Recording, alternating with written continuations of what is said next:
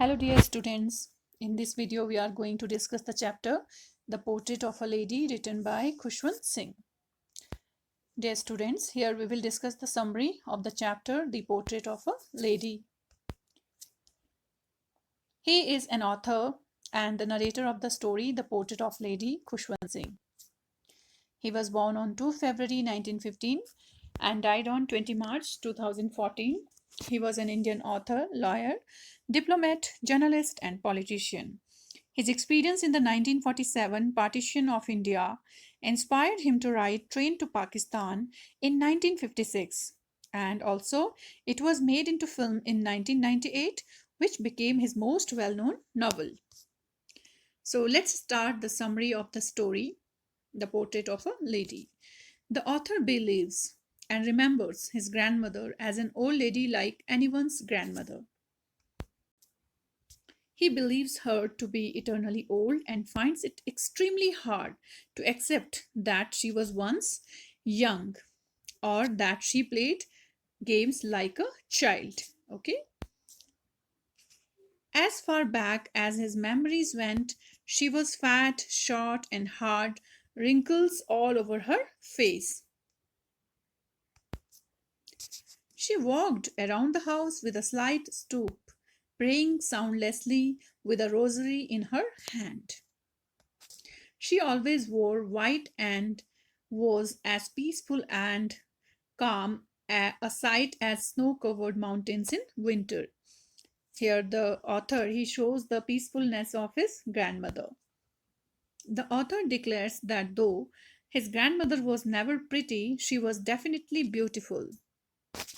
As a child, the author lived with his grandmother in their village while his parents lived in the city.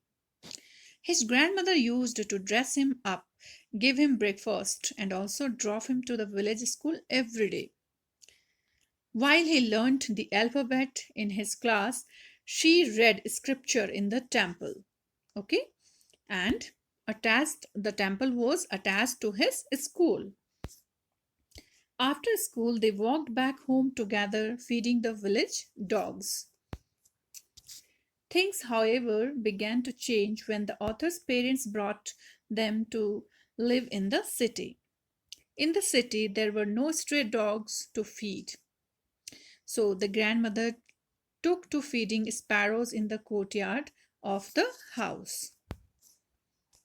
Though he shared a room with his grandmother, the author went to school by bus and studied in a modern school and modern subjects.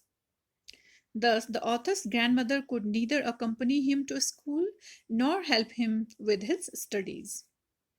This, coupled with the fact that the school had no religious instruction, made her unhappy.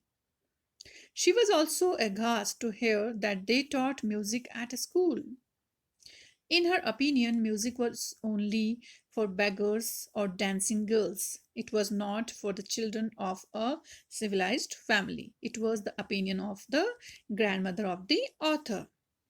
Later, when the author started going to the university, he was given a separate room in the house. This comprehensively snapped whatever remained of their friendship. The grandmother became more reclusive and spent her entire day sitting by her spinning wheel and reciting prayers. The high point of her day now was the half hour she spent feeding the sparrows in the afternoon. The little birds surrounded her, chirping loudly and eating little bits of bread. After his university education, the author went abroad for his higher studies. Contrary to the author's expectation, she remained unemotional and just kissed him on his forehead when she saw him off. Given her age, the author was unsure if he would see her again. But she received him at the station after 5 years. There was no change in her, neither in her looks nor in her behavior. However, on his first evening back home, the author's grandmother broke her routine and celebrated his homecoming. She sang for hours on end with other ladies from the neighborhood. The next morning she fell ill. While the doctor assured the family that she would be better soon, the old lady declared that those were her last hours. She refused to talk to anyone and demanded that she be left alone to pray. As she lay in bed praying inaudibly, as always, she passed away. The author's family placed her body on the floor, covered it with a cloth, and left to make funerals arrangements. When they returned, a surprising sight met their eyes. Thousands of silent sparrows surrounded the dead body. They took no notice of the breadcrumbs that the author's mother scattered on the floor and flew away just as quietly as they sat once the body was taken away for the last rites.